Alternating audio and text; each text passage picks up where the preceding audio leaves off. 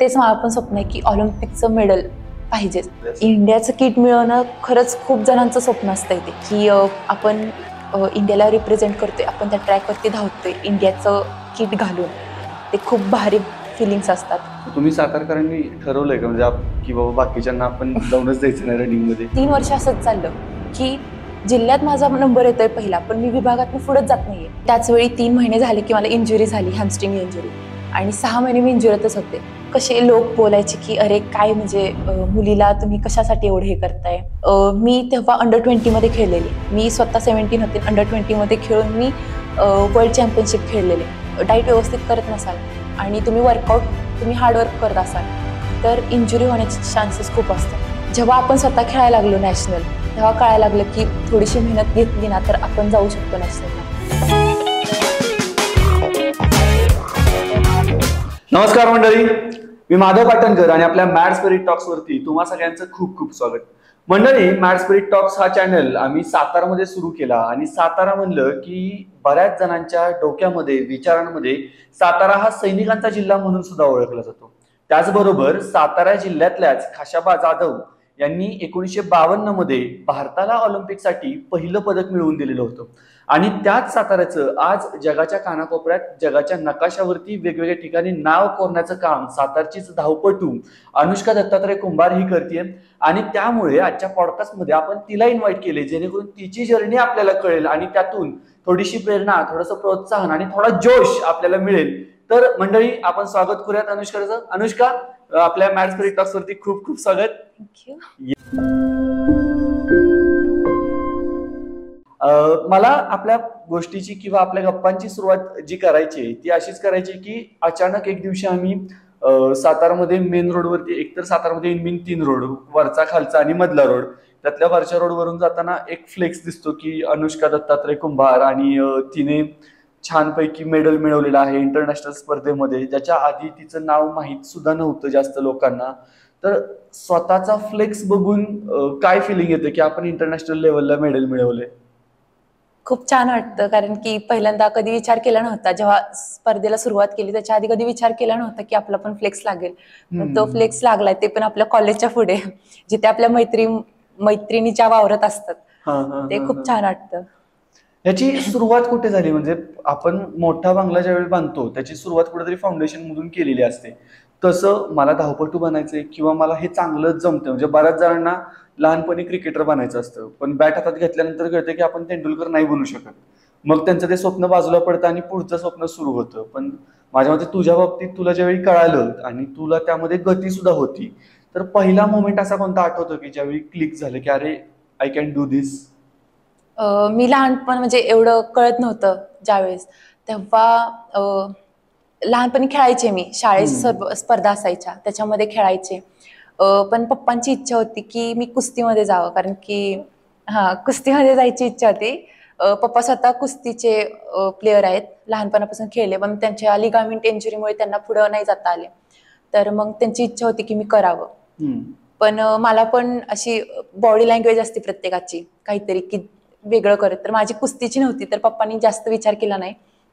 आणि त्याच्यानंतर मग मी जेव्हा 5वी, 6वी, 7वीत जेव्हा जिल्हा परिषद शाळेमध्ये आले, तेव्हा खरं तर कणसे गुरु जे आहेत आमचे, कणसे सर, तर त्यांनी मला प्रोत्साहन दिलं की खेळायचं. मी खेळायचे, सगळ्या स्पर्धात भाग घ्यायचे. मी निबंध स्पर्धा असो, वक्तृत्व स्पर्धा असो किंवा आपल्या क्रीडा स्पर्धा असो, प्रत्येक स्पर्धेमध्ये असायचे. आणि तेव्हाच जिल्ह्याच्या स्पर्धा होत्या 7वीत असताना. त्याच्यामध्ये 200 मीटरमध्ये मी 2nd नंबर आणला. आणि तेव्हा सर बोलले की, पप्पांना बोलले की तुम्ही तिच्याकडे लक्ष द्या. आणि मग ते पप्पांनी मग ते खेळाची आवड असल्यामुळे लगेच त्यांनी सुरुवात केली. 8वीत असताना तर लगेच मला स्टेडियमवरती घेऊन आले सरांकडे, गुजर सर म्हणून आहेत त्यांच्याकडे, आणि तिथेच वर्कआउट मग सुरू झाला सातारामध्ये. ओके, म्हणजे रोज तू गावावरून सातारला वर्कआउटसाठी यायला लागलीस आणि शाळा करत होतीस आणि वर्कआउट स्वतः चालू होता. मग त्यावेळी तुझं शेड्यूल कसं असायचं दिवसाचं? शाळेत सकाळी जायचे मी आणि शाळेतून 5 वाजता घरी यायचे. 5 वाजता घरी आले की लगेच आवरावरी करायची आणि 5:30ला तर घरातून निघायचो आम्ही. 5:30, 6ला इथे पोहोचायचे. 6, 7, 8 असे 8 पर्यंत वर्कआउट करायचो. 8:30ला घरी पोहोचायचं. बाबा सोबत असायचे तुझ्या? सोबत. त्यावेळी लहान असल्यामुळे ते सोबत असायचे. बरोबर. मग ह्या सगळ्या गोष्टींमध्ये म्हणजे शाळेमध्ये असताना असं झालेलं का कधी? मी ज्यावेळी माझ्या 10वी मध्ये होतो त्यावेळी एक विद्यार्थी असा होता आमच्या शाळेतला की त्यानं सगळेच 100 मीटर, 1600 मीटर, 400 मीटर, 200 मीटर सगळेच मेडल्स त्याने एकट्यानेच घेतलेले क्रीडा स्पर्धेमध्ये. तसं कधी शाळेत झालेलं का की बाबा अरे अनुष्का आहे ना, जाऊ दे आपलं मेडल ऑलरेडी गेलंय, असं झाल्याचं कधी आठवतंय का तुला बाकीच्यांच्या बाबतीत? हा, भरपूर वेळा व्हायचं की मी 10वीत असताना जेव्हा सर फॉर्म भरायला यायचे की कोण कोण कुठल्या कुठल्या इव्हेंटमध्ये भाग घेणार, मग मी माझा ठरलेला इव्हेंट असायचा 200 मीटर, 400 मीटर त्यावेळी. तर मग लगेच पोरी म्हणायच्या आम्ही नाही घेणार 400 मीटरला अनुष्का आहे, आम्ही काय हे कर. सर समजावायचे की असू द्यात, तुमचा तिचा पहिला आला तर तुमचा दुसरा येईल, तुम्ही हरवू पण शकता तिला, असं सांगायचे. पण मग मुली म्हणजे थोड्याशा घाबरायच्या. अच्छा. पण असं झालं कधी त्यावेळी की म्हणजे एक जर कोण चांगलं करत असेल ना, ज्यावेळी हुसेन बोल्ट जास्त रन करायचा त्यावेळी त्याच्यासोबत योहान ब्लॅक नावाचा दुसरा एक रनर होता की ज्या दोघांची टसल चालायची. जास्तीत जास्त वेळ बोल्टच जिंकायचा पण योहान ब्लॅक सेकंड बेस्ट असायचा. तर असं कोण होतं का किंवा जे लक्षात राहतं आणि त्या व्यक्तीने खूप फाईट दिली ज्याच्यामुळे खरं तर माझा परफॉर्मन्स आणखीन वाढायला मदत झाली, असं काय होतं का शाळेत असताना किंवा त्याच्यानंतर? शाळेत असताना होत्या मुली माझ्यासोबतच्या, मैत्रिणीच होत्या माझ्या क्लासमेट्स, त्या असायच्या सोबत. 100 मीटरला असेल, 400 मीटरला, 200 मीटर त्याच असायच्या. आणि त्यांच्या मागच असायचे मी. 100 मीटरला एक मुलगी होती राजश्री भोसले म्हणून, तिच्या मागेच असायची मी. सो मग त्याच्यानंतर जसं मी प्रॅक्टिस सुरू केलं तशा त्या मुली म्हणजे माझं थोडंसं स्पीड वाढलं, स्टॅमिना वाढला आणि त्यांचं जराशा अभ्यासात लक्ष झालं त्यामुळं. पण त्यांचं अभ्यासात लक्ष लागलं तरी मगाशी म्हणजे बोलता बोलता म्हणालीस की 10वीला पण तुला जवळपास 88% होते. मग त्या मुलींनी अभ्यास करून किती पाडले म्हणजे 95, 97? हा, एक मुलगी होती माझ्यासोबतची, ती 91%ला तिचं आहे. आणि मग वाईट वाटलं आपल्याला की अरे तिला 91% मिळाले, मला 88% मिळाले, थोडा अभ्यास केला असता जास्त? नाही, मला कधीच वाईट वाटलं नाही, कारण की माझं जे टार्गेट होतं ते 80+80च्या आसपास असावेत असं होतं. आणि ते 88 पडले, घरचे पण खुश, घरच्यांना पण अपेक्षा नव्हती कधी, ते झालं. मग ह्याच्यामध्ये म्हणजे आता शाळेमध्ये आपण खूप वेगवेगळे खेळ खेळत असतो आणि त्यातून जसजसं आपण मोठे होत जातो तसतसं काही जण त्या खेळातून कम्प्लिटली बाहेर पडतात आणि काही जण असतात की त्या खेळामध्ये मग थोडंसं काहीतरी करत करत जात राहतात. तुला आता तू 200 मीटर घेतेस किंवा 400 मीटर खेळतेस, ते कळालं कसं की अरे हाच मी इव्हेंट जास्त करू शकते? हे कशी प्रोसेस झाली? ती प्रोसेस काय होती? ते सगळं नॉलेज कोचकडे असतं आपल्या, की प्लेअर म्हणजे बघितलं त्याला की कुठला इव्हेंट द्यायचा हे सगळं कोच करतात. आता मी जेव्हा 8वी ते 10वी 2 वर्ष मी गुजर सरांकडे होते, तेव्हा त्यांनी मला 400 मीटरचा इव्हेंट दिला होता, 200-400 मीटरचा. आणि स्पीड थोडंसं म्हणजे 100-200ला जास्त लागतं. माझं 400चं ठीक होतं स्पीड. जशी मी बाबर सरांकडे आले तसे त्यांनी मला हडलचा इव्हेंट दिला, कारण की हाईट आहे, हडल पण कमी असतात हाईट 400ची. सो सर म्हटले की मग 400चा इव्हेंट करतो हर्डलचा. त्याच्यामध्ये कधी आतापर्यंत असं झालं की अरे ग्राउंडवर जाताना प्लेअर म्हणल्यानंतर त्यांच्या जीवनाचं पार्ट अँड पार्सल असतं की कुठेतरी इंजुरी होते, तर असं कधी झालेलं आठवतं की अरे एक पाऊल चुकीचं पडलं आणि ते पाऊल त्रासदायक ठरलं, असं होतं कधी? हा, म्हणजे मी नुकतीच सुरुवात केली होती 8वीत असताना प्रॅक्टिसला, आणि 3 महिन्यात मी जिल्ह्यात पण मेडल घेतलेलं आणि स्टेटचं पण मेडल घेतलेलं. आणि पहिल्या 3 महिन्यामध्ये? हा, पहिल्या 3 महिन्यात. आणि 400चं पण मला स्टेटचं मेडल भेटलेलं. सो खूप खुश होती सगळी. आणि त्याच वेळी 3 महिने झाले की मला इंजुरी झाली, हॅमस्ट्रिंग इंजुरी, आणि 6 महिने मी इंजुरीतच होते. हा, आणि त्याच्यामुळे काय झालं की घरचे पण खूप डिस्टर्ब होते, पप्पा आणि मी पण खूप डिस्टर्ब होते की जायचे थोडी स्ट्राईड मारायची की लगेच ते पेन करायचं. म्हणजे की वाईट हे झालं की 6 महिने मी घरात बसून होते. मग तेव्हा थोडंसं वाईट वाटलं, पण जशी जशी इंजुरी कव्हर झाली तसं मग परत प्रोग्रेस सुरू झाला. मग त्यानंतर परत इंजुरीने काही त्रास नाही दिला? होतात, अधूनमधून होतात, पण ते कसे नॉर्मल असतात. ओके, ते कव्हर होतात लगेच. आता हॅमस्ट्रिंग बद्दल बऱ्याचदा होतं किंवा काही जण रनिंग करत असताना त्यांना शिनपिनचा पण एक त्रास होतो, तर मग ह्या गोष्टी कशामुळे होतात त्याच्याबद्दल काय आयडिया आहे का तुला? आता शिनपिनचा त्रास होतो कारण कॅल्शियम कमी असतं, बोन्सचा आहे, त्यामुळे कॅल्शियम कमी असलं की तो शिनपिनचा होतो. किंवा आपण फिनिश करतो, जेव्हा लाईन फिनिश करतो लगेच थांबायचं असं नाही करायचं, त्याच्यामुळे शिनपिनचा होतो. फिनिश केलं की थोडे पुढे जाऊन स्टॉप करत जायचं, स्पीड हळूहळू कमी करायचं. एकदम कमी केलं की मग सीनवरती ताण येतो, मग ओके. आणि हॅमस्ट्रिंग कशामुळे होते? हॅमस्ट्रिंग पुल होतो, आपण मडवरती प्रॅक्टिस करतो, मातीच्या ग्राउंडवरती, आणि शूजवरती करतो प्रॅक्टिस. मग त्याच्यामुळे स्पीड जास्त घेतलं त्याच्यावर शूजवरती की मग तो हॅमस्ट्रिंग पुल होण्याची शक्यता असते. ओके. आणि मग ह्याच्यामध्ये 6-7 महिने पण जाऊ शकतात. हा, माझे तर गेले. म्हणजे ह्याच्यामध्ये तो सगळ्यात डार्केस्ट फेज कधी होता की बाबा अरे आता मला काय करू सुधरत नाहीये किंवा मी कसं यातून बाहेर पडू सुधरत नाहीये, असा कोणता फेज आली होती का तुझ्या लाईफमध्ये? हा, म्हणजे स्कूल मॅचेसमध्ये सगळे माझ्या पुढे जायचे, म्हणजे जेवढे प्रॅक्टिस करायचे माझ्यासोबत. मी जिल्हा खेळायचे, जिल्ह्याला गोल्ड मेडल असायचं.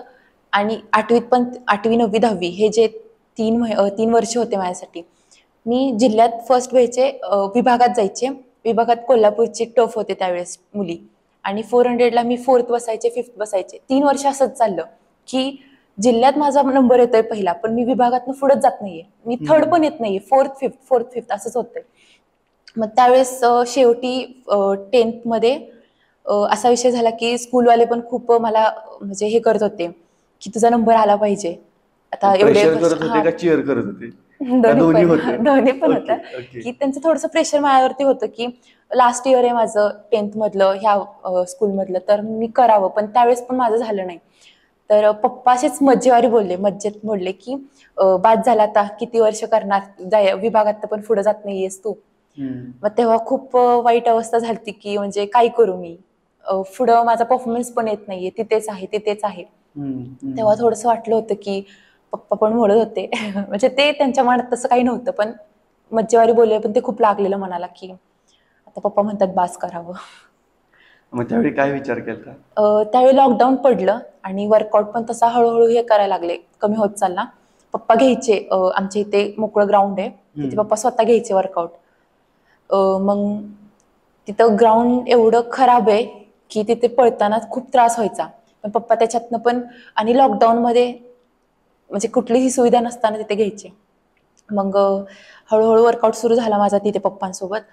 आणि लॉकडाऊनमध्ये माझं हे ग्राउंड बंद झालं, स्टेडियम. आणि बाबर सर कॅनॉल साईडला वर्कआउट घ्यायचे, सुदेशना शिवणकर, जी आपल्या 100ची स्प्रिंटर आहे, आपल्या इंडियामध्ये टॉप आहे ती आत्ता, आणि तिच्या एज ग्रुपमध्ये तो ती तिथं प्रॅक्टिस करायची. ती पण सातारचीच आहे? हा, सातारचीच. तुम्ही सातारकरांनी ठरवलंय का म्हणजे की बाबा बाकीच्यांना आपण जाऊनच द्यायचं नाही रनिंग मध्ये?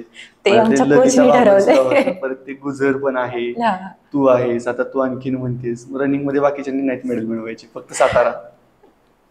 नाही, आता ज्याच्याकडे आहे कॅपॅसिटी ते करणार. उगाच साताराला रांगड्या मातीचं म्हणत नाहीत, लक्षात घ्या. हा, मग ते कॅनॉल साईडला सर करत होते, मग तिथून मग म्हटलं तिकडे जावं, एकदा ट्राय करावं. पप्पांनी तिकडे नेलं आणि तिथला वर्कआउट मग मला सूट व्हायला लागला व्यवस्थित. आणि लॉकडाऊनमध्ये स्टेडियम बंद असल्यामुळे तिकडेच करायचं, मग स्टॅमिना वर्क वगैरे भरपूर झाला, स्ट्रेंथ वर्क. आणि तिथनं मग माझं चांगलं टायमिंग यायला लागलं हळूहळू. तिथं सरांकडे 3 महिने केले लगेच, आणि तिथून मग मी नॅशनल खेळले. इकडे 3 महिने केले मी स्टेट खेळले, तिकडे 3 महिने केले मी नॅशनल खेळले. फर्स्ट नॅशनल होती माझी गुवाहाटीची. मग तिकडे गेले, पार्टिसिपेट झालं. टायमिंग माझं होतं 1st, 2nd, 3rdचं, पण तेव्हा प्रेशरमुळे मी 7th नंबरला फिनिश केली. ओके. जेव्हा लॉकडाऊन लागलं तेव्हा कुठेच प्रॅक्टिस करायला जागा नव्हती. जिथे तुम्हाला सांगितलं की पप्पा सोबत घेऊन मला करायचं वर्कआउट. आणि असं व्हायचं की कधी कधी गावात सुद्धा फिरायची म्हणजे ही नव्हती, बंदीच होती. हा, मग घरात मी करायचे. घरात छोटा टेबल पप्पांनी बनवून घेतलेला, जम्पिंग वर्कआउट त्याच्यावरती करायचे. घरात जिना होता, जिन्यावरती थोडासा स्ट्रेंथ वर्कआउट वगैरे व्हायचा. पप्पांनी स्वतः डंबल्स आणलेले तालमीतून, मग ते पप्पा सगळं घ्यायचे वर्कआउट. मग थोडंसं लॉकडाऊन थोडंसं सौम्य झालं, हा, तेव्हा मी इकडे आले बाबा सरांकडे. हा, आणि परत लॉकडाऊन लागलं. आणि मग त्याच्यामध्ये सर झूम मिटिंग घ्यायचे. झूम मिटिंगवरती सर स्वतः करायचे वर्कआउट आणि आम्हाला करायला लावायचे. हा, मग ते कोर स्ट्रेंथ वाढवायची, ॲप्स वगैरे, त्याच्यासाठी ते वर्कआउट करायचे. मग त्याच्यामुळे फिटनेस आमचा व्यवस्थित राहिला. आणि त्याच्यानंतर नॅशनल खेळले, मी सांगितलं. नॅशनल नंतर परत परफॉर्मन्स खूप अपडाऊन व्हायचा. कधी खूप चांगला यायचा. मी त्या एजमध्ये 17 होते तेव्हा 55.65चं टायमिंग दिलं. किती मीटरसाठी? 100 मीटरसाठी? 400 मीटरसाठी. आणि मी तेव्हा अंडर-20 मध्ये खेळलेले. मी स्वतः 17 होते, अंडर-20 मध्ये खेळून मी वर्ल्ड चॅम्पियनशिप खेळलेले. तर त्याच्यानंतर जशी ती खेळून आले तशी माझा परफॉर्मन्स हळूहळू डाऊन व्हायला लागला. काही माहित नाही, म्हणजे बॉडी ही तशी चालते, प्रत्येक ॲथलीटची तशीच असते की बॉडी परफॉर्मन्स डाऊन कमी जास्त होतं. मग त्याच्यानंतर लगेच 5-6 महिन्यांनी कुवेतची लागली. कुवेतची कॉम्पिटिशन लागली, अंडर 18 ज्युनियर चॅम्पियनशिप. त्यात मी नॅशनलला सेकंड बसले. फर्स्टचं टायमिंग होतं माझं, पण मी सेकंड बसले. परफॉर्मन्स तुम्हाला म्हटलं डाऊन अप डाऊन, पण ती मला कॉम्पिटिशन खेळायला भेटली त्यावेळी. ओके. हां, मग त्याच्यावर नंतर तिकडून कॉम्पिटिशनवरून आले, परफॉर्मन्स मेंटेन राहिला. परफॉर्मन्स खालीच येत नव्हता, म्हणजे 56चीच रेस करत होते मी, त्याच्यानंतर खालीच येत नव्हता. मग 1-1.5 वर्षानंतर माझा परफॉर्मन्स 55च्या रेंजमध्ये आला. ओके. मग या प्रवासामध्ये आता मगाशी आपण म्हणालो की तो एक फेज होती की ज्यावेळी पप्पा म्हणाले की आता काय तू विभागाच्या पुढे पण जात नाहीयेस तर बंद करूयात का, आणि कट टू डिरेक्टली आपण नॅशनल्स खेळतोय किंवा आपण ज्युनियर वर्ल्ड चॅम्पियनशिपला जातोय. त्यामध्ये एक कुठला तरी असा मुवमेंट होता की की ज्यावेळी समजलं किंवा स्वतःला रिअलाइज झालं की अरे बरं झालं आपण गिव्हअप नाही केलं आणि आता ते चांगलं होतंय, किंवा जाणीव होते बघा आपल्याला कधीतरी की आता आपला मोसम लागलाय, आता आता हिथून हलू शकत नाही आपण. हां. असा कोणता मुवमेंट होता का? हां, म्हणजे जसं मी नॅशनल खेळायला लागले तेव्हापासून मला असं वाटायला लागलं की हां, आपण आहे कुठेतरी आहे. आणि ती जेव्हा सुरुवात केली तेव्हा नॅशनल प्लेयर्स, स्टेट प्लेयर्स म्हणजे खूप वाटायचं. खूप मोठे प्लेयर्स आहेत, त्यांच्याशी बोलायला जायचं म्हटलं तरी आपण खूप असं छान वाटायचं. मग जेव्हा आपण स्वतः खेळायला लागलो नॅशनल, तेव्हा कळायला लागलं की थोडीशी मेहनत घेतली ना तर आपण जाऊ शकतो नॅशनलला. आता एकेकाळी म्हणजे अनुष्का दुसऱ्यांना भेटायला जायची किंवा दुसऱ्यांचा गायडन्स घ्यायला जायची जे तिला सिनियर होते, आणि आता कदाचित असं होत असेल ना की जे अनुष्काला ज्युनियर आहेत ते लोक येऊन विचारत असतील हो. की मॅडम किंवा ताई हे कसं हां. करायचं ते कसं करायचं, त्यावेळी काय वाटतं? खूप छान वाटतं की आपण पण ह्या फेजमध्ये होतो की आपण सिनियरशी बोलायचो. आता उदाहरणार्थ सिनियर कॉम्पिटिशन होत्या आणि सिनियरमध्ये मी गेलेले, पार्टिसिपेट केलेलं, आणि पीटी उषा मॅम होत्या, हो. त्यांच्याशी बोलायला गेले मी. परत हिमा दास, जी 400ची त्यावेळेसची बरोबर. खूप येस. टॉपर होती, ड्युटी चंद होती, यांच्याशी बोलले मी, त्यांच्याशी सेल्फी वगैरे काढला. तर आता पण सुद्धा मुलं येतात आणि अनुष्का मी तुझ्यासोबत फोटो काढू का असं बोलतात, तेव्हा खूप छान वाटतं की आपण पण आहे कुठेतरी म्हणजे. आणि मग याच्यामध्ये आता थोडासा ऑफ टॉपिक प्रश्न आहे, पण तरी जस्ट वाटला मला विचारावा म्हणून की जेंडर बायस्ड असतं का याच्यामध्ये, की बाबा समजा पुरुष ॲथलेटिक असेल कोणतरी तर तो जरा असा माझात आहे किंवा काय, मी कशाला जाऊ बोलायला, म्हणजे तिला बोलायचं असेल तर ती येईल माझ्याशी बोलेल, किंवा एखादा ॲटिट्यूड. सिनियर असतो, हां. तर असा असा प्रॉब्लेम कधी जाणवला का गेम मध्ये असताना? जे सिनियर प्लेयर असतात, जे टॉप असतात, त्यांना हां. खरं तर जास्त ॲटिट्यूड नसतो. म्हणजे ओके. जे टॉप असतात त्यांना तर नसतो. ते ओके. खूप छान बोलतात. जे खरंच म्हणजे असता ॲटिट्यूड तर असतोच, पण आपण नाही जास्त बोलायला जात त्यांच्याशी. पण आता तुला कोणी विचारलं किंवा तू एक थर्ड पर्स्पेक्टिव्ह म्हणून स्वतःकडे बघताना तुला तुझा ॲटिट्यूड काय वाटतो, की अरे मी अशी आहे, असं स्वतःचं अनालिसिस काय करते तू? नाही, मला सगळ्यांशी बोलायला खूप आवडतं. अच्छा. आता माझ्या कॅम्पमध्ये मुली आहेत. आता जस्ट चंदीगडला गेलो आम्ही, नवीनच ओळख झाली, पण आम्ही इतक्या छानपणे सगळ्या पोरी राहतो. म्हणजे एखाद्या मुलीला ॲटिट्यूड असेल ना तर ती सगळा ॲटिट्यूड बाजूला ठेवते आणि आमच्याशी म्हणजे बोलते ओके. असं. पण शक्यतो म्हणजे आम्ही ऐकलेलं असतं की ज्यावेळी दोन स्त्रिया गप्पा मारत असतात तर त्या फार काळ टिकू शकत नाहीत गप्पा, असं त्यातून काही कुठेतरी नाहीये. भांडायला असं भांडायला काही लागतात. नाहीये. ओके. म्हणजे प्लेअरच्या बाबतीत तर नाहीये. ओके. आणि तुम्ही ज्यावेळी कॅम्पला जाता, म्हणजे मगाशी आपण बोलत असताना पण हम्म. थोडंसं बोलणं झालं की बालेवाडी आहे किंवा बेंगलोर आहे किंवा आणखीन बऱ्याच ठिकाणी कॅम्प्स आहेत की जिथे तुम्ही जाता ट्रेनिंग सेशनसाठी. मग तिथं गेल्यानंतर तुम्ही ऍक्च्युली काय करत असता, म्हणजे इथलं ट्रेनिंग जे तुम्ही घरी करता किंवा तुम्ही तुमच्या होमटाऊन मध्ये करता आणि ऍक्च्युअल कॅम्प साईटला जाऊन ट्रेनिंग करता, याच्यामध्ये काय फरक असतो? ग्राउंडचा फरक येतो की आम्ही ते मडच्या ग्राउंडवरती प्रॅक्टिस करतो, तिथे सिंथेटिक वरती करतो. आणि कोचेस असतात आपले, बाबर सर आहेत, तेच सगळा प्रोग्राम लिहून देतात मला ओके. कॅम्पला जायच्या आधी. मग तो प्रोग्राम मला तिथे जाऊन फॉलो करायचा असतो. तिथे फक्त एवढंच की तिथले जे कोच असतात, सिनियर कोच वगैरे, ते टायमिंग घेतात, ते सांगतात, म्हणजे जे सर इथे करतात ते सर तिथे करतात आणि प्रोग्राम तोच राहतो माझा. आणि फक्त इथं मडवरती करतो, तिथे सिंथेटिक वरती. पण असं नाही का होत की म्हणजे एक कोचने एक सांगितले आणि दुसऱ्या कोचनी दुसरं काहीतरी सांगितले आणि मग आपण काय करायचं आपल्याला कळत नाही, असं नाही होत कधी? नाही, शक्यतो जे कॅम्पमध्ये कोच असतात ते जास्त त्यांचं हे करायचं असतं, म्हणजे काय म्हणतो आपण, त्यांचं जास्त प्रॅक्टिस देत नाहीत, कारण की ओके. 20 दिवस राहिलेले असतात, महिना राहिलेला असतो आणि त्याच्यामध्ये त्यांचं प्रॅक्टिस देऊन इंजुरी होण्यापेक्षा हम्म. ते जास्त करून असं सांगतात की तुमचा कोच जो वर्कआउट देतो ते जे वर्कआउट देतात तेच फॉलो करा तुम्ही. ओके. हा त्यामुळे ओके. आता एक प्लेयर म्हणजे आपल्याकडं आपल्या भागात तर भरती करणाऱ्यांची पण संख्या जास्त आहे आणि आपल्याकडं खेळाडूंची पण संख्या जास्त आहे, नाही म्हणलं तरी. तर एक प्लेयर म्हणून डाएटचा पार्ट किती इम्पॉर्टंट आहे आणि त्याच्यामध्ये पण म्हणजे प्रॉपर किंवा कार्बोहायड्रेट्स, प्रोटीन्स, कार्ब्स हे सगळं किती इम्पॉर्टंट आहे? जेवढं प्रॅक्टिस इम्पॉर्टंट आहे तेवढं डाईट तर खूप इम्पॉर्टंट आहे. कारण की डाईट जर प्रॉपर असेल तर तुमचा परफॉर्मन्स आहे. म्हणजे जसं माझं उदाहरण की जसं मी डाईट व्यवस्थित करायला लागले तसा माझा परफॉर्मन्स मेंटेन राहायला लागला. जर तुम्ही डाईट व्यवस्थित करत नसाल आणि तुम्ही हार्डवर्क करत असाल तर इंजुरी होण्याचे चान्सेस खूप असतात. त्यामुळे डाईट हा प्रॉपर असायला पाहिजे. ओके. आणि तो डाएट सुद्धा तुमचे कोचेस ठरवतात की आता आपला आपण पण ठरवू शकतो, म्हणजे एवढा अनुभव आलाय का? नाही, कोच सांगतात. आता Okay. बाबर सर आहेत ते सांगतात मला की तुझा प्रॉपर डाएट काय असला पाहिजे, तुझं वजन वाढलंय तर तू हे कमी कर. आणि प्रोटीन तर लागतंच. स्प्रिंट म्हटल्यावरती प्रोटीन लागतं. तर अंडी खायचीच जे रेग्युलर आहे.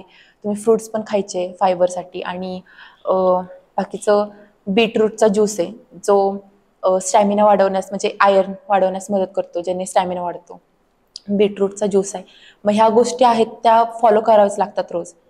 आणि थोडंसं आता आपल्याला कळत नाही, कोचला लगेच कळतं की आपला टायमिंग कमी येतंय. तर बहुतेक हिचं वजन वाढलं असेल, मग त्याच्यामध्ये फॅट वाढले तर मग ते काय कमी केलं पाहिजे. फॅट काय खात असेल, जास्त बदाम खात असेल तर ते कमी केले पाहिजेत. ओके. असं सर सांगतात. मग याच्यामध्ये कधी असं होतं की हे सगळं करण्याचा कंटाळा येतो आणि असं वाटतं की अरे आज आज मला ब्रेक पाहिजे, आज मला मस्त ह्याचं प्लॅनिंग आहे की आता मी डाएट केला पाहिजे किंवा आता मी झोपलं पाहिजे कारण माझा रेस्टिंग टाइम आहे, पण नाही मला आज पिक्चरच बघायचा आहे, असं होतं कधी किंवा ती बंडखोरी येते मनामध्ये कधी? नाही, पिक्चर बघायला एवढा टाइम म्हणजे नाही भेटत. कारण की रेस्ट महत्वाची असते, पिक्चरपेक्षा झोपणं महत्वाचं असते. शेवटचा पिक्चर कधी बघितलेला? नाही, पिक्चर बघते मी अधूनमधून, पण Okay. असं ट्रॅव्हलिंग मध्ये जास्त बघते. आम्हाला त्याकडे पण ऍक्च्युली यायचं होतं की तुम्ही ज्यावेळी गेम्स खेळायला जाता त्यावेळी तुमचं ट्रॅव्हलिंग कसं असतं, म्हणजे बाय ट्रेन असतं, बाय बस असतं की बाय एअर असतं, आणि त्याचा खर्च कशा पद्धतीनं, थोडंसं त्याची पण एक आयडिया जे पाहतायत त्यांना पण यावी म्हणून हा प्रश्न विचारतोय की एक वर्ल्ड चॅम्पियनशिपचं मेडल आणणं सोपं आहे खर्चाच्या दृष्टीनं की अवघड आहे? मनाने ठरवलं तर सगळं सोपं आहे. पण ट्रॅव्हलिंग मध्ये काय होतं, इथे आपल्या स्टेटच्या मॅचेस असतात तेव्हा आपण स्वतःची कार घेऊन जाऊ शकतो. जेव्हा बाहेरच्या स्टेटमध्ये असतात मॅचेस नॅशनलच्या वगैरे, मग तेव्हा बाय ट्रेन पण जातो आम्ही आणि बाय एअर पण जातो. जेव्हा मी म्हटलं गुवाहाटीला जायचंय मॅचेसला, तर ते खूप लांब होतं. ट्रेनचा प्रवास 3 दिवसाचा तरी असतो, 2.5 ते 3 दिवसाचा. मग तेव्हा बॉडी खूप वीक होऊन जाते, मग बाय एअरच जावं लागतं. मग सर्वसाधारण एका प्लेनचं तिकीट 12,000 पर्यंत असू शकतं एका व्यक्तीचं. रूटचं आणि तर एका रोडचं. हा, ते 12,000 पर्यंत असू शकते. आणि ते आपल्यावरती डिपेंड असते की आपण आधी करतोय की नंतर, शेड्यूल कधी येते. शेड्यूल जर आलं लवकर तर ठीक आहे, आणि शेड्यूल जर उशिरा आलं की 3-4 दिवसात आपल्याला जायचं असं कळालं तर ते जास्त होतं तिकीट. असं पण कळतं म्हणजे 3-4 दिवसात जावं लागणार आहे, इतक्या 3-4 पण येऊ दिवसात शकतं? हा, म्हणजे कधी कधी होतं असं. ओके. ओके. त्याच्यामुळे तिकीट आधी करायचा तो प्रॉब्लेम येतोच. ट्रेननी जायचं म्हटलं की जवळपास ठीक आहे, ट्रेननी जातोय आपण. चेन्नई वगैरे ह्या साईडला म्हणजे साऊथला जाताना शक्यतो आम्ही ट्रेननीच जातो. टीम सोबत असेल तर ट्रेननी जातो. ओके. ते तिकीट खूप असते महाग. आता तुझा गेम जो आहे तो इंडिव्हिज्युअल गेम आहे, मग याच्यामध्ये टीमचा काय पार्ट राहतो? बाकीच्या लोकांसोबत आपण असल्यामुळे कधीतरी त्रास होतो का, किंवा कधीतरी खूप जास्त मूड स्विंग्स होतात का की अरे का मी यांच्यासोबत आहे, किंवा अरे बरं झालं मी यांच्यासोबत आहे, दोन्ही वाटू शकतं. ह्यात टीमचा काय रोल असतो? टीम म्हणजे कधीतरी आम्ही एकत्र येतो. जेव्हा आपण मॅचेसमध्ये जातो तेव्हा त्या मुलींना बघितलेलं असते आणि ते प्लेयर आपल्यासोबत टीम मध्ये असतात, तेव्हा एक छान वाटतं की आपण सगळं गेम विसरून, ते कॉम्पिटिशन विसरून आपण त्यांच्यासोबत आहोत. मैत्रिणींच्यात फिरणं खरं तर खूप भारी वाटतं. आणि कॉम्पिटिशन मध्ये जेव्हा आम्ही एकमेकींना बघतो तेव्हा खूप स्ट्रेसमध्ये असतो. अरे ही आज जास्त फिट दिसते आणि आता आपल्यासोबत असेल तेव्हा आपण खूप छान फील करतो. सो मग आता साऊथ झालं, नॉर्थ झालं, म्हणजे दक्षिण भारत, उत्तर भारत हे झालं, ठीक आहे. पण त्याच्यानंतर तुझ्या पासपोर्टवरती पण बरेच शिक्के पडलेले आहेत आता बाहेरच्या देशांचे. तर तो एक्सपिरियन्स कसा असतो की भारतातून, साताऱ्यातून उठायचं आणि कुठेतरी कुवेतला जायचं, कुठेतरी कोलंबियाला जायचं आणि तिथे जाऊन खेळायचं, तर तो अनुभव काय असतो? अ, अनुभव सांगायचा म्हटला तर मी तुम्हाला सांगितलं कोलंबियाला गेले होते. हो. तर पहिली जी माझी फ्लाईट होती ती खरं तर गुवाहाटीची होती. प्लेनमध्ये बसायचंय म्हणून मी ती मॅचेस खूप ताणून खेचून केली होती आणि तिथून माझं सिलेक्शन झालं ते गुवाहाटीला प्लेनमध्ये बसायचं म्हणून. आणि तिथून हळूहळू प्रवास सुरूच झाला आणि एकदमच कळालं की अंडर-20च्या मॅचेस लागणार आहेत वर्ल्ड चॅम्पियनशिपच्या आणि त्याच्यासाठी गुजरातमध्ये त्याच्या ट्रायल होत्या. मग त्या ट्रायल खेळल्या पण त्याच्यातून अजून काही सिलेक्शन लेटर आलं नाही की खरंच तुमचं सिलेक्शन झालंय की नाही. आम्हाला पटियालामध्ये बोलवलेलं कॅम्पसाठी की तुम्ही 8 जणींनी यायचंय, तिथे तुमचा परफॉर्मन्स चेक होणार आणि तिथून तुमचं सिलेक्शन होईल की नाही ते कळेल. ओके. पप्पा आणि माझ्यासोबत सुदेश नव्हती, आम्ही दोघी पण गेलो आणि तिथे ट्रायल झाली. तरी पण अजून लेटर आलं नव्हतं. त्यांनी आम्हाला तिथे थांबवलं महिना. आम्ही 20 दिवस कॅम्पमध्ये थांबलो तरी सुद्धा लेटर आलं नाही. शेवटी मॅचेसची डेट होती 1 ऑगस्ट आणि जून महिन्यात 28 तारखेला लेटर आलं आणि तेव्हा माझं नाव बघितलं मी की म्हणजे खूप आनंद झाला की अरे आपण पण जाणार आहे आता बाहेर. आणि बॅग वगैरे काही मी व्यवस्थित नेलं नव्हतं पण तिथून सगळं गव्हर्नमेंट थ्रू आम्हाला सगळं मिळालं. आणि त्याच्यानंतर तिथून कोलंबियाला जायचं असा 32 तासाचा प्रवास होता आमचा. पहिले 12 तू घरी झाली नाही, पटियाला गेलीस, घरी आलीच नाही. तिथूनच डायरेक्ट पप्पांनी सोडलं कॅम्पमध्ये आम्हाला. 20 दिवसाचा कॅम्प झाला त्याच्यानंतर लेटर आला आम्हाला. तिथून डायरेक्ट म्हणजे पप्पा परत भेटायला आले होते का नव्हते? नाही त्यांनी 8 तारखेला 8 जूनला आम्हाला बोलवलेलं. 8 जूनला पप्पांनी ट्रायल झाली, जसं त्यांनी थांबायला लावलं थांबलो आम्ही. पप्पा आले माघारी निघून. तिथून 20 दिवस थांबलो. त्याच्यानंतर लेटर आलं तर मग तिथून मग दिल्लीला गेलो. मग दिल्लीतून मग आम्हाला तिकडे नेण्यात आलं. तर पहिलं 12 तासाचं फ्लाईट होतं इथून ते ॲम्स्टरडॅम टू पनामा एक होतं 10 तासाचं आणि तिथून बगोटा. असं खूप ठिकाणी फिरलो आम्ही. खूप छान वाटत होतं. आपण बाहेर आलोय, बाहेरचे सगळे असे वेगवेगळे चेहरे दिसायला लागले. सगळे असे गोरे गोरे माणसं जे आपण असे टीव्ही मध्ये बघितलेले. तर तो अनुभव खूप छान वाटला. तिथे गेल्यानंतर साऊथ अमेरिका जिथं इंग्लिश नाही येत, स्पॅनिश बोललं जातं त्या ठिकाणी कोलंबियामध्ये. तिथल्या म्हणजे मला माहित नव्हतं, सगळीकडे इंग्लिश बोललं असं वाटत होतं पण तिथे गेल्यावरती इंग्लिश पण नाही व्यवस्थित म्हणजे त्यांना समजत. जसं आपल्या महाराष्ट्रात आल्यावरती कसं मराठी ठीक आहे, इंग्लिश काही लोकांना नाही समजत, तसं तिथे सुद्धा इंग्लिश नाही, स्पॅनिश. मग बाहेर फिरलो आणि खरं तर मी 4x400 मी वुमेन्स रिले त्याच्यामध्ये राखीव म्हणून गेले होते. आणि नुसतीच फिरत होते कारण की माझा काहीच जास्त रोल नव्हता तिथे. पहिल्या 4 मुली स्ट्रॉंग होत्या, सो मी नुसते फिरून आलेले. तिथला सगळा अनुभव घेऊन. तिथे पेसो हे करन्सी होती, सो मी जास्त यूज नाही केली. नुसतंच गेलो, जे तिथे फिरवायचे तिथे जायचं, फिरायचं, फोटो काढायचे आणि माघारी. तुम्हाला हे सुद्धा आपल्या गव्हर्नमेंट कडूनच सगळी सोय व्हायची? फिरायची सोय. ओके. आणि पेसो म्हणजे ते सुद्धा गव्हर्नमेंटनेच दिलेलं होतं का? मग आपण समजा आपल्याला फिरायचं असेल तर तिथे जाऊन करन्सी चेंज करून हे करू शकतो. पण काही माहित नव्हतं त्याच्यामुळे इथेच सगळे पैसे संपलेले पटियालामध्ये. तिथे नुसतं जाऊन फिरून आले, फोटो वगैरे काढून छान वाटलं. त्यामध्ये फक्त पार्टिसिपेट होतीस? राखीव मध्ये होती. मग इंटरनॅशनलला पहिलं मेडल कधी मिळालं? ते कुवेतमध्ये. त्याच्यानंतर 4-5 महिन्यांनी मॅचेस लागल्या होत्या. अंडर-18 युथ गेम्स, युथ चॅम्पियनशिप ॲथलेटिक्सची. मग त्याच्यामध्ये भोपाळला त्याच्या ट्रायल झाल्या आणि तिथून मग त्याच्या आधी कळालं होतं की झालं आपलं सिलेक्शन. त्याचं लेटर लवकर आलं आणि मग तिथून कुवेतला, म्हणजे त्याच्या आधी 5च दिवस कॅम्प लागला होता बँगलोरमध्ये आणि मी होते गुजरातमध्ये नॅशनल गेम्स खेळण्यात. आणि तिथे माझा 2 दिवसाचा कॅम्प बुडला. ते खूप ओरडत होते की तुम्ही तिकडे का गेला, तुमचं ऑलरेडी इथं सिलेक्शन झाले, तुम्हाला त्या महत्वाच्या मॅचेस आहेत का ह्या. मग तिथून मला तिकडून बोलवण्यात आलं आणि गुजरात ते बँगलोर असा एकटीने मी प्रवास केला होता त्यावेळेस प्लेनचा. आणि तिथून मग मी कॅम्पमध्ये गेले, 3 दिवस राहिले आणि त्याच्यानंतर मग आमचं दिल्लीला बोलवलं. दिल्लीला आमचं सगळं किट वगैरे दिलं. तिथून आम्हाला कुवेतला नेलं होतं. मग तो प्रवास फक्त 4 तासाचा होता, कारण की कुवेत जवळ आहे बरोबर बरोबर. इराणमध्ये. So ते जवळ होतं. मग तिथे गेल्यावरती सगळ्यात छान मला तिथं कुवेतमध्ये वाटलं, कारण की जेव्हा आम्ही कोलंबियाला गेलो होतो तेव्हा खाण्याचा खूप प्रॉब्लेम झाला आम्हाला, की तिखट मीठ तिथं का जास्त काही नव्हतं, कारण की आम्हाला जो मेसमध्ये होतो, तर ज्या हॉटेलमध्ये आम्हाला ठेवलं होतं त्या मेसमध्ये आम्हाला काहीच व्यवस्थित भेटलं नाही खायला. रोटी वगैरे तर आपल्या इंडियामध्येच, दुसरीकडे नाही. राईस होता, पण राईसमध्ये मीठ कमी.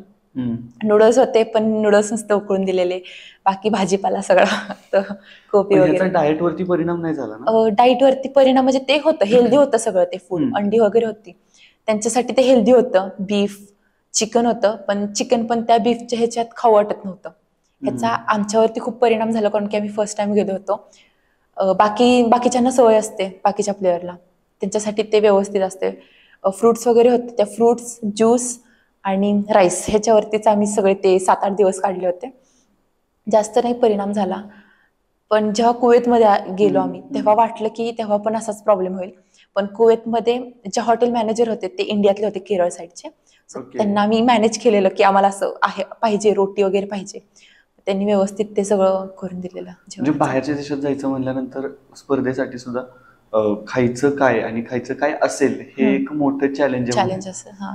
आणि कुवेतमध्ये पण असा विषय झाला की त्यांनी खूपच जास्त, म्हणजे इंडियन फूड तर ठेवलेलं, पण त्यांनी म्हणजे आपल्या हॉटेलमध्ये आपले इंडियाकडून प्लेयर्स आलेत, त्यामुळे त्यांनी स्वीट्स वगैरे खूप जास्त ठेवलेले. तर त्याचा पण खूप परिणाम झाला की आम्ही सगळे स्वीट्स खात होतो आणि आणि कोचेस ओरडत होते. ओरडत होते. कोचेस खूप बोललेले की तुमची लास्ट टाइम तुम्ही, म्हणजे लास्ट जो दिवस असेल तेव्हा खावा तुम्ही. पण ते नाही, कंट्रोल होत नाही. स्वीट्स असे बघितले की त्या पॉप जातोच हात त्याच्यामध्ये. ह्याचा स्पर्धेत म्हणजे आता हे झालं बाहेरचं सगळं, पण ज्यावेळी आपण ऍक्च्युली ग्राउंडवरती असतो आणि आपल्याला माहिती असतं की आता पुढच्या 5 सेकंदात, पुढच्या 2 सेकंदात आपली चालू होणार आहे रेस, त्यावेळी माइंडसेट काय असतो? त्यावेळी ह्या सगळ्या गोष्टी बॅक ऑफ द माइंड येत सुद्धा नसतील ना? नाही, प्रेशर असते की आता आपण इंडियाला रिप्रेझेंट करतोय आणि सगळे आपले इंडियातले लोक बघतात आपल्याला, आपले कोचेस आहेत, त्यांचं थोडंसं प्रेशर असते. पण ह्या सगळ्या चॅलेंजेस आपण एक्सेप्ट करून ते करायचं असते. तर एक फील असतं की आपण इंडियाला रिप्रेझेंट करतोय. अरे वा, किती आपण छान पळणार, आता आपण व्यवस्थित धावलं पाहिजे. त्याचं छान पण वाटतं आणि थोडंसं प्रेशर पण असतं. जसं धावायला सुरुवात करतं तेव्हा काही प्रेशर येत नाही, पण त्याच्या आधी जेव्हा आपण ब्लॉकवरती सेट असतो त्यावेळेस खूप प्रेशर असते. आणि म्हणजे आता मोबाईल आहेत, त्यामुळं तुझी रेस झाल्यानंतर तुझ्या वेळी तुमच्या स्टेच्या ठिकाणी पोहोचत असशील, तोपर्यंत तुला व्हॉट्सअपला किंवा फोन कॉल्स, जे काही ज्या माध्यमातून ज्यांना पोहोचणं शक्य आहे ते लगेच लोक पोहोचत असतील. म्हणजे कोचेस असतील तर ते सांगत असतील की अरे आज बँग ऑन होतीस, आज परफेक्ट, म्हणजे जे आपलं ठरलं होतं तसंच झालं. ह्या गोष्टींचा पण परिणाम होतो का आफ्टर मॅच? जे लोकांकडून आपल्यावरती पॅम्परिंग म्हणूयात आपण कधीतरी, किंवा कधीतरी काही कमेंट्स येतात, त्याचा परिणाम होतो का? परिणाम म्हणजे आतापर्यंत तर खेळले मी इंटरनॅशनल, त्याच्यामध्ये मेडल्स आहेत, त्यामुळं कॉंग्रॅच्युलेशन्स ह्याच सगळ्या मेसेजेस आलेले. हा, म्हणजे परफॉर्मन्स थोडासा अपडाऊन होत असतो तिथे गेल्यावरती पण खाण्यामुळे, तर त्याच्यामुळे सर बोलतात, पण एक मॅच झाल्यानंतर सेलिब्रेशन म्हणून सर जास्त बोलत नाही. इथे आल्यावरती मग त्या चुका सर सगळं सांगतात. ओके, बाहेर असताना त्या गोष्टी जास्त नाहीत सर सांगत. आणि एक विचारायचं होतं की म्हणजे बाहेर असताना आपण इंडियाला रिप्रेझेंट करतोय, ही फिलिंग काय असते? खूपच भारी फिलिंग असते, कारण की इंडिया म्हणजे लहान मुलापासून मोठ्या माणसापर्यंत इंडिया म्हटलं की खूप आदराची भावना येते आपल्या मनातून. आणि तिथे गेल्यावरती सुद्धा तेच होतं की आपण इंडियाला रिप्रेझेंट करतोय, आपण त्या ट्रॅकवरती धावतोय इंडियाचं किट घालून. ते खूप भारी फिलिंग्स असतात. जेव्हा आम्ही जेव्हा दिल्लीमध्ये जातो, जिथून आम्हाला पुढची फ्लाईट असते बाहेरच्या देशात जाण्यासाठी, तिथे आम्हाला किट भेटतात. ते किट जेव्हा भेटतात ते खूप म्हणजे मोठी गोष्ट असते. आपल्याला इंडियाचं किट भेटलंय, खरंच खूप भारी फिलिंग असते ती. पहिल्यांदा कधी मिळालं होतं आणि त्यावेळी फिलिंग काय होती, की त्यावेळी वाटलं काय होतं की अरे मी इथपर्यंत पोहोचले? इंडियाचं किट मिळवणं खरंच खूप जणांचं स्वप्न असतंय. ते खूप खूप प्लेयर असतात जे फक्त इंडियाचं किट मिळवण्यासाठी म्हणजे धडपडत असतात. आणि आम्ही कोलंबियाला जेव्हा प्रवास होता त्यावेळेस आम्हाला ते इंडियाचं किट दिल्लीमध्ये भेटलं होतं आणि असेच आम्हाला बोलवलं, इंडियाचं किट वगैरे दिलं आणि आम्ही रूममध्ये गेलो. ते सगळे पहिले उचकटून, सगळं काही आहे सगळं उचकटलं आणि ते मम्मी पप्पांना व्हिडिओ कॉल लावला होता मी त्यावेळी. मम्मी कशी दिसते मी असं म्हणजे रडले का खूप दोघे? छान. हा. ह्या सगळ्या गोष्टींनंतर ज्यावेळी अनुष्का परत कुवेतमधून साताऱ्यात येते किंवा हम्म. कुवेतमधून घरी जाते, त्यावेळी ट्रीटमेंट बदलते का?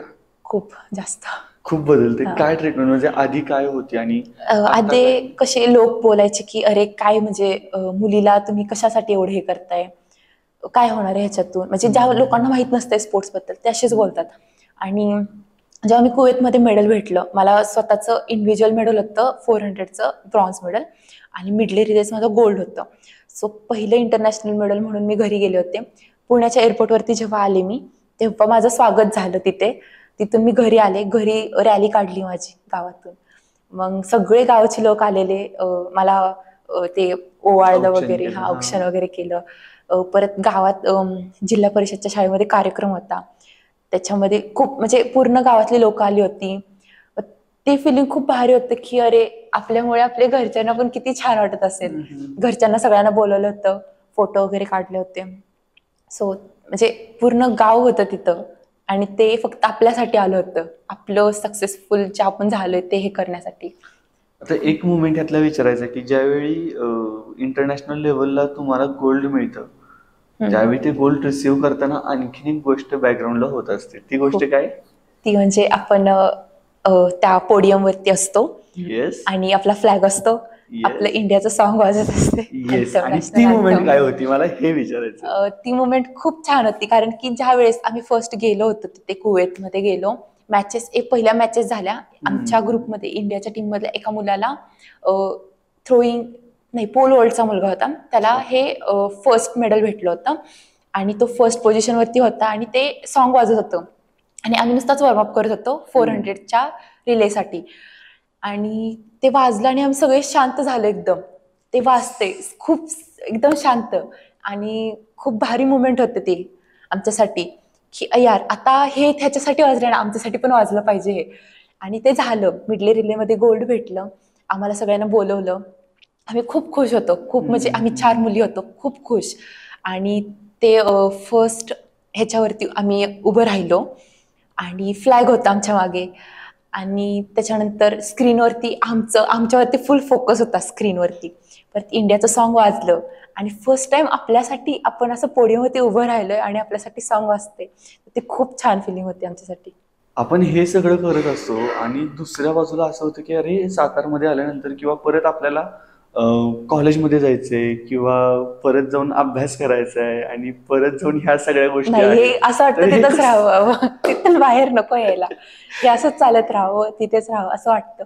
पण काही गोष्टी असतात ना, म्हणजे आपल्याला हे झालं आता पुढच्या तयारीसाठी पण आपल्याला तेवढंच उभं राहावं बरोबर लागतं, हे बरोबर. सगळं विसरून, सगळं साईडला मग ठेवून. ते विसरून परत ट्रॅकवरती येणं शक्य होतं का? म्हणजे क्रिकेटमध्ये बऱ्याचदा मी ऐकलंय हम्म. की तुम्ही मागच्या डावात सेंचुरी करा, तुम्हाला परत नवीन पुढे डावात शून्यापासूनच सुरुवात करायची करायची, असते. तुमचा मागचा स्कोर कॅरी फॉरवर्ड नाही होत. मग तसं इथे तुम्ही ते बॅगेज किंवा त्या गोष्टी, त्या आठवणी, त्या मुवमेंट सगळ्या पाठीमागे ठेवून परत नव्याने सुरू करू शकतो का आपण? हा, म्हणजे आता आम्ही करतोयच ते. करावंच लागतं, कारण की काही गोष्टी असतात त्या आता सक्सेसफुल होण्यासाठी आपलं एक पाऊल झालं, एक स्टेज झाली, बरोबर आपली एक बरोबर. पायरी आपण चढलो, पण आपल्याला आपला गोल खूप मोठा आहे, तर मग त्यासाठी आपल्याला मेहनत करायची अजून पुढे. तर बरोबर. हे सगळं असं ते 4 दिवसापुरतीचं वातावरण असते, जे आनंद साजरा करायचा वगैरे, पण दुसऱ्या दिवशी ग्राउंडवरती जावंच लागतं. ह्या सगळ्या गोष्टी लांब ठेवाव्या लागतात आणि आपण जिंकलोय ह्याचा उत्साह असतोय मनात आणि त्या जोशाने आपण प्रॅक्टिस करायची असते खरं तर. ती प्रॅक्टिस करतो. या सगळ्यामध्ये कॉलेजचा रोल काय असतो? म्हणजे तू त्या कॉलेजमध्ये आता SY ला आहेस आणि तू कॉलेजमध्ये कमी आणि बाहेर जास्त असतेस, तर बाकीच्या लोकांनी असं केलं तर त्यांना एटीकेटी लागते. हा, बरोबर. तुझ्या बाबतीत काय ट्रीटमेंट असते कॉलेजची? कॉलेजमध्ये खरं तर खूप सपोर्ट करतो मला कॉलेज, म्हणजे कारण की कॉलेजमध्ये नॅशनल प्लेयर म्हणून मला खूप ते समजून घेतात. जेव्हा माझं पेपर असतात आणि काय होतं, ज्या वेळेस पेपर असतात त्याच दिवशी मॅचेसचं शेड्यूल असते, ते खूप अवघड जातं. पण कॉलेजमध्ये खूप मॅनेज करतात की माझे पेपर नंतर घेतले जातात आणि त्याच्यानंतर कुठे बाहेर जायचं असेल तर ते खूप मला सपोर्ट करतात, म्हणजे फायनान्शियली पण सपोर्ट करतात, ओके. मेंटली पण सपोर्ट करतात मला खूप, की तुला मेंटली कसं सपोर्ट करतात? मेंटली म्हणजे आता कॉलेजचे सगळे टीचर्स मला भेटत असतात. अरे अनुष्का कॉंग्रॅच्युलेशन, आता पुढची कधी मॅच आहे? म्हटलं हा हा अशी अशी मॅच आहे. अरे छान करशील तू, आम्हाला सगळ्यांना विश्वास आहे तुझ्यावरती, छान करशील. म्हणजे हे मेंटली सपोर्ट खूप फायद्याचं ठरतं पुढे बरोबर जाण्यासाठी, बरोबर. की कॉलेज पण सपोर्ट करते आपल्याला. आपल्या जर्नीमध्ये ना म्हणजे मला असं वाटतं की माझं पर्सनल ओपिनियन आहे, कदाचित हे व्यक्ती परत्वे बदलू शकतं. पण 2-3 व्यक्ती अशा असतात की ज्यांच्या नजरेमध्ये आपल्याला ते प्राऊड फिलिंग बघायचं असतं आपल्याबद्दलचं. हम्म. तर असे तुझ्याबद्दल तुझ्या मनात कोण आहेत की बाबा ह्या व्यक्ती माझ्या यशामुळं खऱ्या खऱ्या आनंदित होतात आणि मला त्यांच्या डोळ्यात ते बघायचंय, असे कोण कोण आहेत? पहिलं तर फॅमिली, कारण की हम्म. सगळ्यांनाच वाटतं की आपण सक्सेसफुल झालं की आपल्या फॅमिलीला खूप छान वाटेल. दुसरं म्हणजे फॅमिलीमध्येच पण पप्पा, हम्म. हे एक मेन रोल, की पप्पांच्या नजरेत खरंच आपण खूप असं हे राहिलं पाहिजे, एकदम प्राऊड फील झालं स्थानावरती पाहिजे राहिलं त्यांना. पाहिजे. हा. आणि आणि फर्स्ट मध्ये बाबर सर, जे आपल्यासाठी इतकं मेहनत करतायत इतक्या दिवसापासून, म्हणजे एक दिवस पण ते खडा करत नाहीत. हम्म. मी ग्राउंडवरती येणार ना तर ते येणारच. मग त्यांना असं बाहेर जावं लागतं अधूनमधून मुंबईला वगैरे.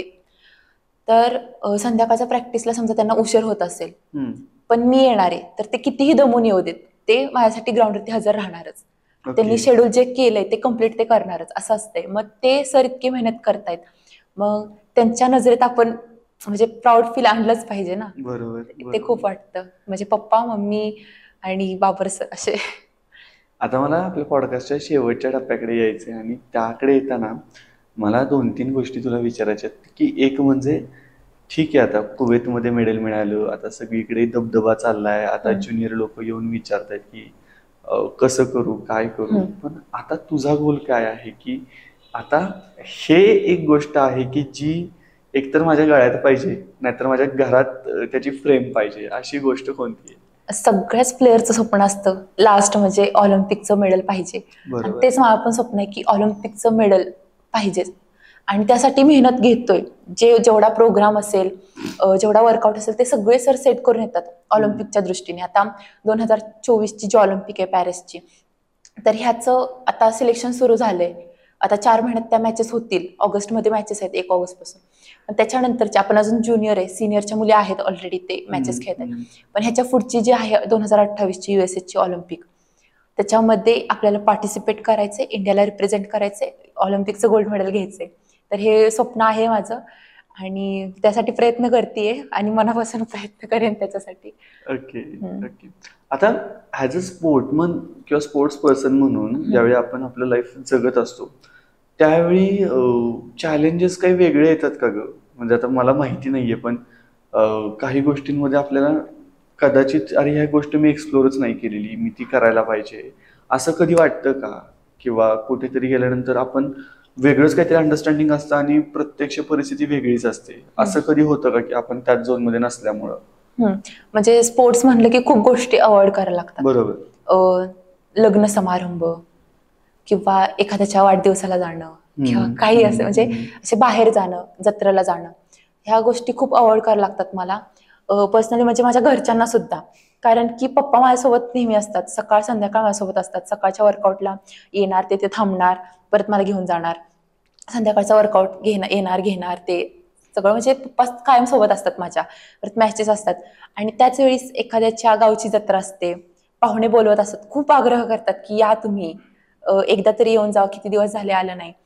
पण नाही जाता येत, म्हणजे काही गोष्टी करण्यासाठी काही गोष्टी टाळायला लागतात ना. बरोबर बरोबर. ते करावंच लागतं. आता ह्याच्यातूनच माझा शेवटचा प्रश्न आहे की तो म्हणजे तुझ्या आयुष्यामध्ये डिसिप्लिन आणि फोकस ह्या 2 शब्दांबद्दल तू काय सांगशील? एक तर प्लेअर, तुम्ही गेम खेळताय एखादा, तर डिसिप्लिन असणं खूप गरजेचं आहे, म्हणजे प्रत्येक गोष्टीचं. आपण प्लेअर आहेत तर म्हणजे पुढच्या व्यक्तीचं आदर करणं किंवा मॅचेसला गेल्यावरती व्यवस्थित राहणं, स्वतःची काळजी घेणं, ह्या गोष्टी खूप महत्त्वाच्या असतात. तर डिसिप्लिन राहणं खूप गरजेचं आहे. फोकस म्हटलं तर मोबाईलचा वापर कमी करणं, टीव्ही कमी बघणं, तू ह्या गोष्टी आहेस का इंस्टाग्रामवरती? आहे ना. हो आहे. आहे. हा. ओके. पण कसं ते फोकस्ड राहायचं असते. काही गोष्टी असतात, म्हणजे माणसं म्हणतात की फोकस म्हणजे तुम्ही सगळं सोडून दिलं पाहिजे, असं नाही ना की सगळ्या गोष्टी अवॉइड करायला पाहिजे. आपल्या स्वतःच्या गोष्टी असतात ज्या आपण मोकळ्या वेळेत आपण करू शकतो, त्या तर केल्या पाहिजेत ना. आता कुस्ती या क्षेत्रामध्ये असं असतं की फुल फोकस राहावं लागतं त्यांना. ॲथलेटिक्समध्ये सुद्धा फोकस राहावं लागतं, पण थोडंसं कमी म्हणजे माझ्या ह्याच्यात पर्सनल एक्सपिरियन्स माझ्या पर्सनल एक्सपिरियन्समध्ये की फोन यूज करताय तर फोनमध्ये तुम्ही काय बघताय ह्याच्यावरती असते. आता मला इन्स्टावरती सगळ्या रील्स येतात रनिंगच्या, तर त्याच्यामधून मी खूप गोष्टी शिकते. सिडनी मॅकलाफ्लिन आहे जिला मी फॉलो करते, जी माझी आयडॉल आहे म्हणता येईल. तर तिच्या ॲक्शन असतात, तिच्या रील्स येतात, तेव्हा मी बघते तिच्या रील्स, तिची ॲक्शन, तेव्हा माझ्यात खूप बदल होतात. तिची आर्म ॲक्शन बघते, आपोआप माझ्यात त्या होत जातात. मग अशा काही गोष्टी असतात ज्या आपण फोनमध्ये बघतो, तर जे काही बघतोय आपण फोनमध्ये ते महत्वाचं आहे. बरोबर. सो आय गेस इथेच थांबण्याची वेळ आलेली आहे या पॉडकास्टमध्ये. बट तुला पुढच्या चॅलेंजेससाठी आणि तुझ्या पुढच्या ध्येयासाठी खूप खूप शुभेच्छा. आणि आय गेस युएसएच्या ऑलिम्पिक नंतर आपल्याला परत एकदा एक पॉडकास्ट करायला मिळावा की ज्याच्यामध्ये आपल्याला इथे असे सगळे मेडल्स लावता येतील आणि आपल्याला ती जर्नी काय होती ही सुद्धा एक्सप्लोर करता येईल. तू आलीस आणि तुझ्या जर्नीतून बाकीच्यांना प्रेरणा दिलीस, यासाठी खरं तर तुझे खूप खूप आभार. थँक्यू. Thank you so much.